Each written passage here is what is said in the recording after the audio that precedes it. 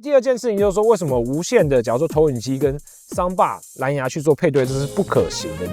因为你假如说你今天买了一个环绕，就是有后环绕啊，有重低音啊，有前方主桑巴的这个环绕的系统，但是你跟你的投影机用蓝牙连接，投影机它是无法把环绕的这个杜比的讯号送给你的桑巴的，所以到头来呢，你的桑巴可能就是它接受到就一样，就是2声道的讯号，然后呢，它就会把每一只环绕喇叭都播放一样的声音。所以简单讲就是说，你就算花了7、8万块买了一个顶级的 Sony 的 Soundbar， 但是实际上你听起来的效果呢，它是没有分方位的，它的环绕感受呢是几乎你不能说很薄弱，就几乎它没有环绕效果的，它实际上就是买了一堆同时发声的喇叭。